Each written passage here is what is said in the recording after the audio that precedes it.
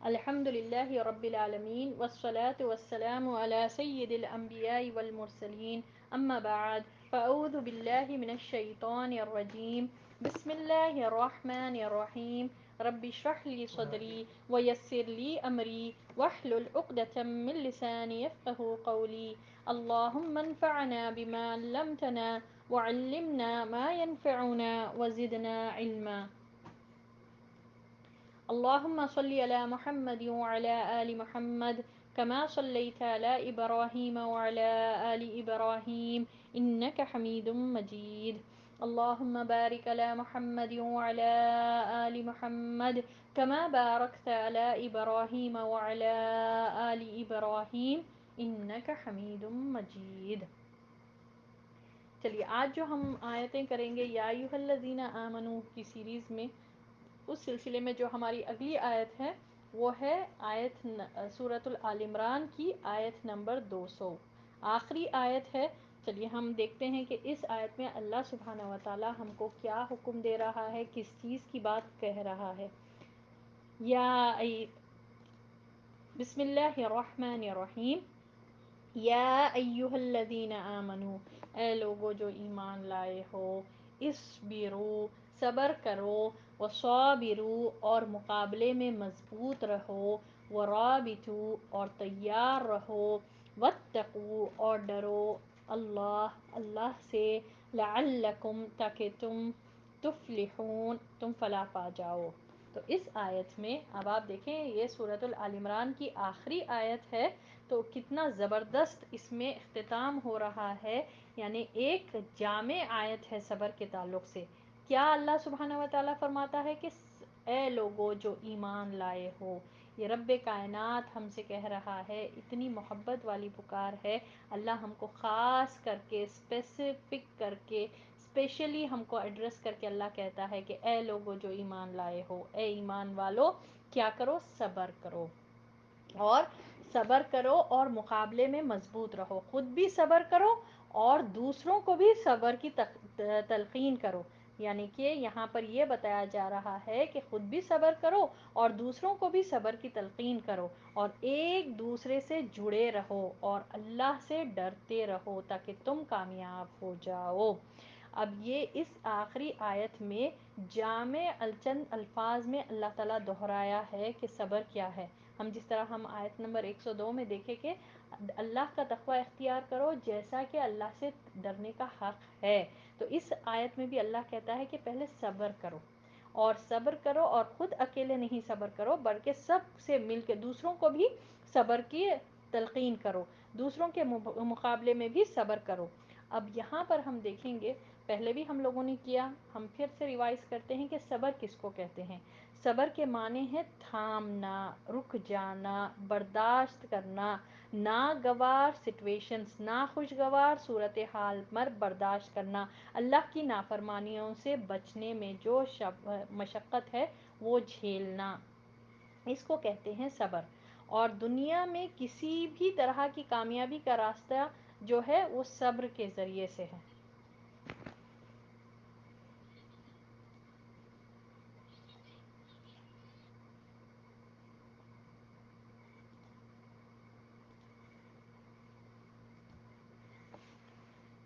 دنیا میں کسی بھی طرح کی کامیابی کا راستہ ہے، وہ جو ہے اصل کی ہے سکسیس کے لیے، وہ کیا ہے، صبر۔ صبر، دنیا کے مصیبتوں پر بھی ہم کو صبر کرنا ہے، تو وہ دین کے تقاضوں پر عمل کرتے ہوئے ہم کو صبر کرنا ہے، تو یہ صبر ہوگا تو کامیابی حاصل ہوگی، لعلکم تفلحون، تاکہ تم کامیاب ہو جاؤ۔ اسی طرح ہم سورۃ البقرہ کی آیت میں بھی دیکھیں، یا ایھا الذین آمنوا استعینوا بالصبر والصلاۃ ان اللہ مع الصابرین، کہ اللہ تعالیٰ صبر کرنے والوں کے ساتھ ہے، کہ اللہ کی مدد کہاں سے آئے گی، صبر اور نماز کے ذریعے۔ تو اب صبر کیا ہے، جس طرح ہم لوگوں نے اس کے معنی دیکھے کہ تھامنا، رک جانا، ہر معاملے میں صبر کرنا، جس طرح ہم لوگوں نے دیکھا کہ صبر علی الاطاعت، یعنی اللہ کی اطاعت میں صبر کرنا، مثال کے طور پر ہم لوگوں نے روزے کا کیا تھا، اور مثال کے طور پر دیکھیں موسم کا، جتنا بھی تقاضا ہو، کہ جتنا بھی برا حال ہو، یعنی کہ سردیوں کے موسم میں جتنا بھی پانی ٹھنڈا آئے، ٹھیک ہے، گرم پانی میسر نہیں ہو سکتا، ٹھنڈا پانی ہے اور ہمارے پاس کوئی وسائل نہیں ہے، وضو تو بہرحال کرنا ہی ہے، لازمی طور پر ہم کو وضو کرنا ہے اور نماز کے لیے کھڑے ہونا ہے، تو یہ ہے تقاضے۔ پھر اسی طرح صبر عن المعصیہ، یعنی کہ اللہ کی معصیت میں، اللہ کی نافرمانی سے بچنے میں جو صبر ریکوائرڈ ہے، نفس ٹیمپٹ کرتا، لوگ اطراف کے لوگ ہم کو بتاتے ہیں کہ غلط کاموں کے لیے، تو اس سے بچنے میں جو مشقت ریکوائرڈ ہے، جو صبر کرنا ہے، اپنے نفس پر ہارش ہونا ہے، رک جانا ہے، وہ بھی صبر ہے۔ پھر صبر علی الایذا، کہ جو ہم کو مصیبتیں دنیا میں، جو تکلیفیں، جو مصیبتیں، جو بیماریاں پہنچتے ہیں، اس پر صبر کرنا، تو یہ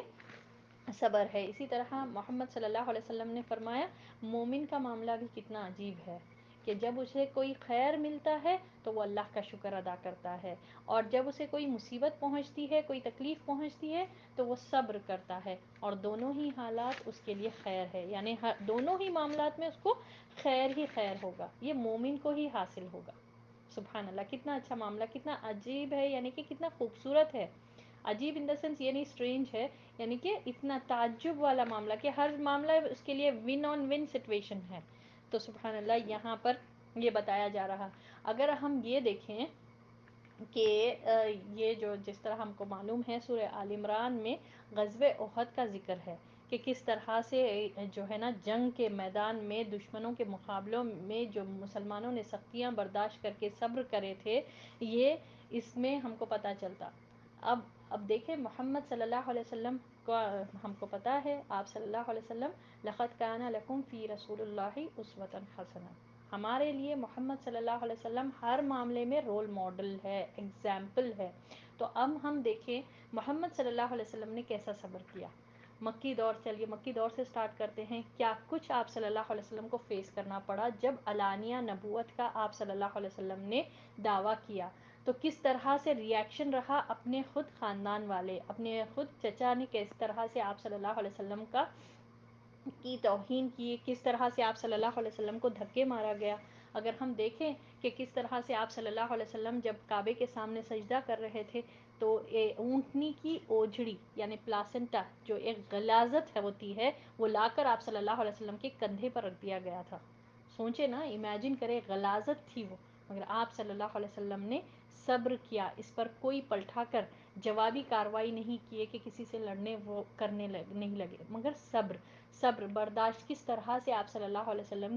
کو اذیتیں دیے گئے۔ آپ صلی اللہ علیہ وسلم کے القاب کو یاد کریں، کبھی کاہن کہہ کر، کبھی شاعر کہہ کر، کبھی جادوگر کہہ کر، کبھی کذاب کہہ کر، معاذ اللہ معاذ اللہ، کیا کچھ اللہ تعالیٰ قرآن میں ان القاب کو بھی اللہ تعالیٰ نے قرآن میں ریکارڈ کیا ہے، کیا کچھ ان لوگوں نے کیا، حالانکہ آپ صلی اللہ علیہ وسلم کو الصادق اور الامین، یعنی کہ سب سے زیادہ ٹروتھفل، اور یعنی سب سے زیادہ سچے اور امین یعنی ٹرسٹ ودی،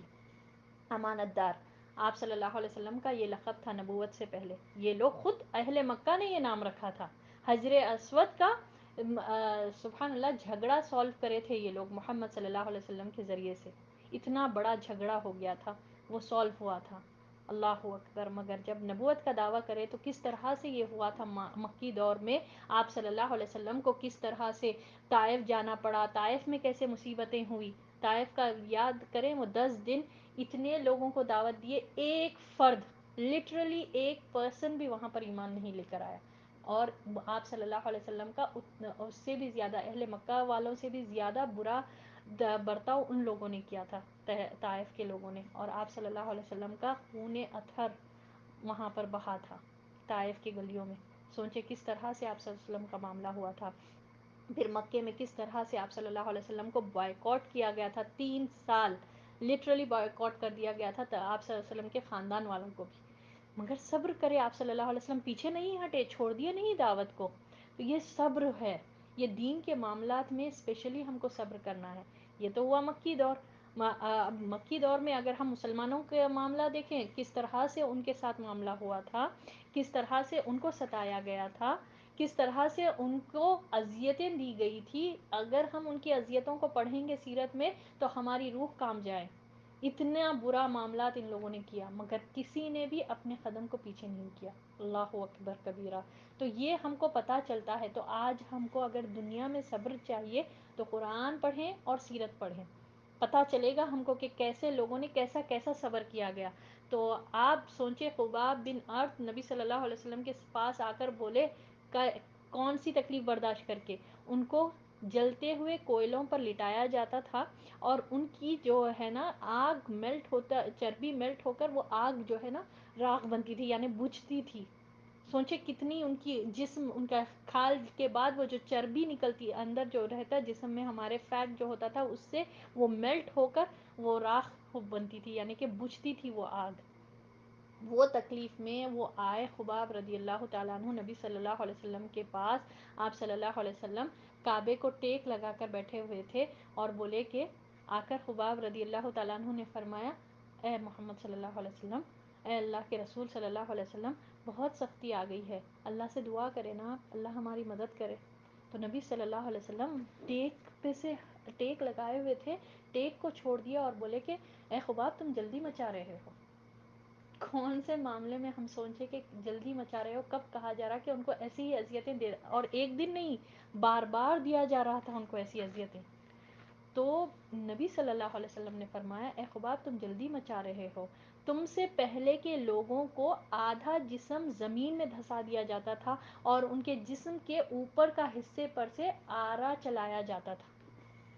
اللہ اکبر.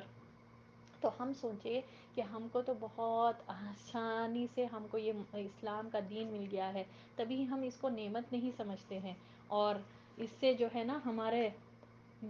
کیا ہوتا ہے, ہم کو اتنا صبر نہیں آتا, اسی لیے معاملات میں جلدی صبر کرنا ہم سے نہیں ہوتا, جلدی ہم بے صبرے ہو جاتے ہیں. دنیا کے معاملات میں ہی ہم سے صبر کرنا مشکل ہو جاتا ہے. کوئی چھوٹی چیز پر, زیادہ بڑی چیز نہیں, بہت سے نعمتیں اللہ تعالیٰ نے ہم کو عطا کرتا ہے اور بس ایک چند مصیبت آ گئے تو صبر نہیں ہوتا. اللہ اکبر کبیرہ. تو اللہ تعالیٰ یہاں پر بتا رہا ہے کہ صبر کرو. تو اب یہ تو ہوا مکی دور. مدنی دور میں اب دیکھیں آپ صلی اللہ علیہ وسلم ہجرت کر گئے, ہجرت پر مجبور کیا گیا تھا. آپ صلی اللہ علیہ وسلم جب چھوڑ رہے تھے مکہ تو آپ صلی اللہ علیہ وسلم کی آنکھیں نم تھی. آپ صلی اللہ علیہ وسلم نے کہا کہ اللہ یہ لوگ اگر مجبور نہیں کرتے تو میں ہرگز نہیں چھوڑتا تھا. آپ صلی اللہ علیہ وسلم کی اتنی فیوریٹ جگہ تھی, اللہ کا گھر تھا, اللہ کے گھر کو چھوڑ کر جا رہے تھے. سبحان اللہ. پھر جب ہجرت کی کیسی کیسی راتیں گزارے آپ صلی اللہ علیہ وسلم غار میں, کوئی محل نہیں تھا, کیسا گئے آپ صلی اللہ علیہ وسلم. آپ اگر سیرت پڑھیں گے نا شاید ہی کسی کے زندگی کے بارے میں اتنے ٹیسٹ, اتنے چیلنجز آپ دیکھے ہوں گے, جبکہ خاتم الانبیاء ہے, فیلڈ میں اپنے آپ کو پروف کرے آپ صلی اللہ علیہ وسلم. اور پھر مدنی دور میں اب آپ دیکھیں قتال کرنے کا, جنگ کا جو حکم ہوا وہاں پر مدینہ میں منافقین, یہودی کا الگ رویہ, وہ لوگ پیچھے سے دشمن بنے ہوئے, منافقین تھے وہ لوگ تھے, پھر سامنے سے یہ اہل مکہ, یہ سب سے بڑے دشمن, ان کا کیا معاملہ تھا. آ جاتے تھے قتال کے لیے یعنی جنگ کے لیے, جب بڑے بڑے لشکر کو لے کر آتے تھے. جنگ احد میں اپنے 70 پیارے صحابہ رضی اللہ تعالی عنہم کی آپ صلی اللہ علیہ وسلم نے شہادت کو قبول کیا اور پیچھے نہیں ہٹے, اللہ کے راستے میں دیے, پھر اس کے بعد آگے بڑھتے گئے. حالانکہ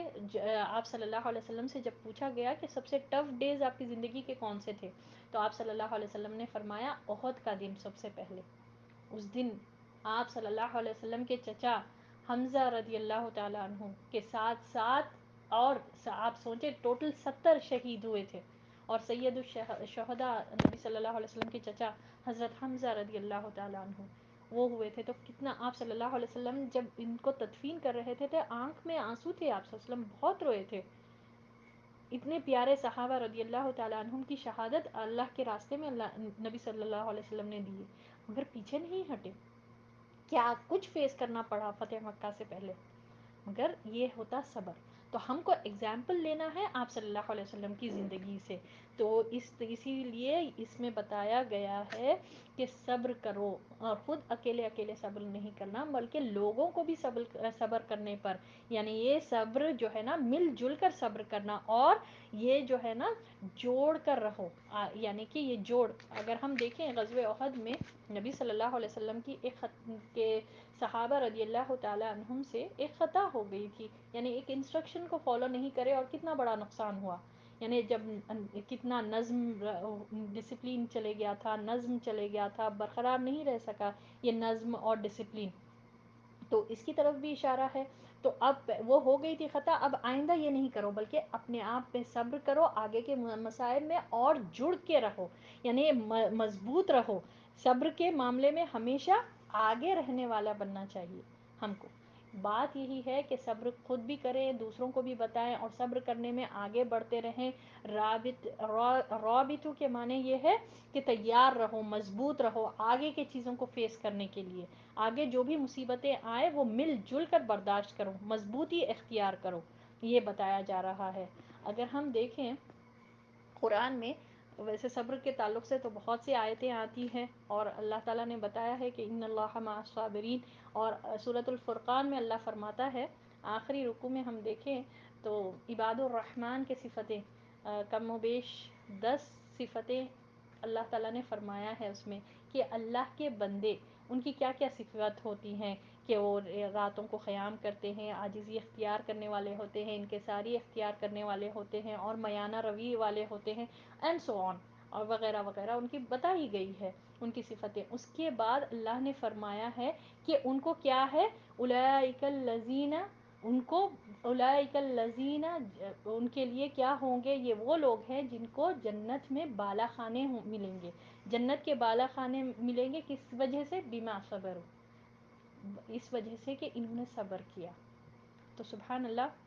جب صفتیں بیان کر کے اللہ تعالیٰ بتاتا ہے کہ یہ سب وہ بندے یہ ہے، اور یہ تمام معاملات میں راتوں میں جگنے کے لیے صبر چاہیے، مشقت تو ہے، اس میں اٹھنا ہے، نفس پر بھاری ہوتا ہے، کہ تمام لوگ سوتے ہوتے ہیں، راتوں میں اٹھ کر اللہ کی عبادت کے لیے اٹھنا، پھر عاجزی اور انکساری اختیار کرنا، پھر اسی طرح جو ہے نا خرچ کرنے کے معاملے میں میانہ روی اختیار کرنا، زیادہ نہیں خرچ کرنا، بلکہ ایسا زیادہ بھی نہیں خرچ کر دینا، اور پھر کم بھی نہیں خرچ کرنا کہ بخل ہو جائے۔ تو سبحان اللہ، ان کی یہ صفتوں کو اس میں صبر درکار ہے۔ تو اللہ کہتا ہے کہ ان کے لیے جنت میں ملٹی سٹوریڈ بلڈنگز ہوں گے، بالا خانے ہوں گے جنت میں، ملٹی سٹوریڈ بلڈنگز ہوں گے، کس وجہ سے، بما صبر، اللہ اکبر کبیرہ۔ تو یہ صبر، یہ ایک ایسی ایلیمنٹ ہے، ایسی ایک امپورٹنٹ شے ہے، جو ہم کو ہر قسم کے معاملات میں آسانی کے ساتھ ہم کو معاملات میں سے ہم کو سکسیسفل ہونے میں مدد دیتی ہے، یعنی کامیاب ہونے میں ہماری کی ہے یہ صبر والا معاملہ۔ تو ہر معاملے میں ہم کو صبر کرنا چاہیے۔ اور رہی بات دین کی، تو ہم محمد صلی اللہ علیہ وسلم کو اس میں ہم وہ بنائیں۔ اور اسی طرح اگر ہم حدیث میں دیکھیں، نبی صلی اللہ علیہ وسلم نے فرمایا، جو شخص ناگوار حالات میں مکمل وضو کرے، ٹھیک ہے، مکمل وضو کیا یہ مطلب نہیں ہے کہ یعنی کہ زیادہ پانی استعمال کرے، مکمل کمپلیٹ وضو یعنی پورے ہوش و حواس کے ساتھ اچھی طرح سے وضو کرے، اور دور سے مسجد کو پیدل جائے، اور ایک نماز کے بعد دوسری نماز کے لیے انتظار کرے، تو اس کے لیے اللہ نبی صلی اللہ علیہ وسلم نے فرمایا یہ بھی ربط ہے، یعنی یہ بھی جہاد ہے، ٹھیک ہے۔ مشکل دور میں صبر کرنا، اور مشکل دور میں وضو کر کے، اچھے سے وضو کر کے نماز پڑھنا، یہ ایک طرح کا ربط ہے، یعنی مضبوطی اللہ تعالیٰ ایسے لوگوں کو عطا کرے گا، یہ بھی ایک قسم کا اللہ کے راستے میں جہاد ہے۔ تو سبحان اللہ، یہ آج کی آیت میں ہم کو پتہ چلتا، دیکھیں جامع آیت ہے، آخری اختتام، کلوزنگ اس کی اتنی زبردست اینڈنگ ہو رہی ہے، سورہ آل عمران کی آخری آیت۔ پھر سے دوبارہ ہم ریوائز کر لیں گے، یا ایھا الذین آمنو، اے لوگو جو ایمان لائے ہو، اصبروا، صبر کرو، وصابروا، اور مقابلے میں مضبوط رہو، اور یعنی ایک دوسرے کو بھی صبر کی تلقین کرو، ورابطوا، اور تیار رہو، واتقوا، اور ڈرو، اللہ سے، لعلکم، تاکہ تم تفلحون، تم فلاح پالو، یعنی تم کامیاب ہو جاؤ۔ تو بات یہی ہے، جو کام جتنی مشکل سے کیا جائے، جتنی مشقت کے ساتھ کیا جائے، جتنے سیکریفائزز کے ساتھ کیا جائے، اس کا اجر بھی اتنا ہوتا ہے، اس کا نتیجہ بھی بہت ہوتا ہے، اور یعنی کہ اس کا نتیجہ، اس کا انجام بھی بہت اچھا ہوتا ہے۔ تو یہ ہم کو ہونا چاہیے، اور ہم جو ہے نا اپنی زندگیوں میں اختیار کرنا چاہیے۔ اللہ کرے کہ اللہ کے لیے ہم صبر کرنے والے بنے، مصیبتوں پر، دین کے تقاضوں پر عمل کرتے ہوئے۔ اللہم آمین یا رب۔ ہوپ یہ آیت آپ لوگوں کو کلیئر ہوگی۔